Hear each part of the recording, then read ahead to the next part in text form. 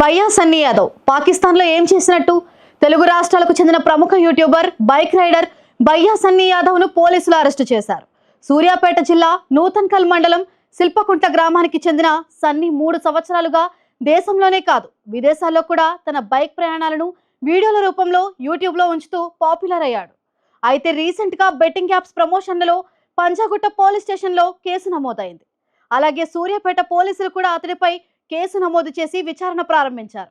ఈ కేసుల నేపథ్యంలో సన్నీ హైకోర్టులో ముందస్తు బెయిల్ కోసం ప్రయత్నించాడు. కానీ ఆ ప్రయత్నం ఫలించకపోవడంతో డైరెక్ట్ గా దుబాయ్ వెళ్లిపోయి అక్కడ నుంచి పాకిస్తాన్ కు వెళ్లిపోయాడు.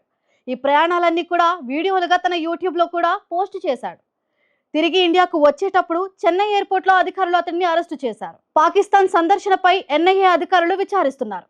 ముఖ్యంగా అతడు ఆపరేషన్ సింధూర్ సమయాల్లో పాకిస్తాన్ లో ఉన్నట్లు సమాచారం. దీనిపై అనేక అనుమానాలు వ్యక్తమవుతున్నాయి.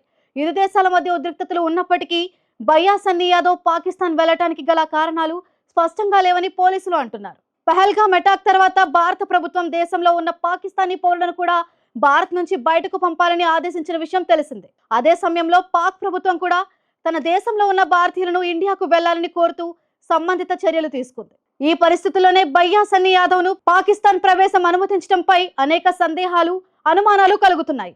అతడు గతంలో 5 సార్లు పాకిస్తాన్ కి బైక్ ప్రయాణం చేసి ఆ వీడియోలను యూట్యూబ్ లో ప్రమోట్ చేశాడు.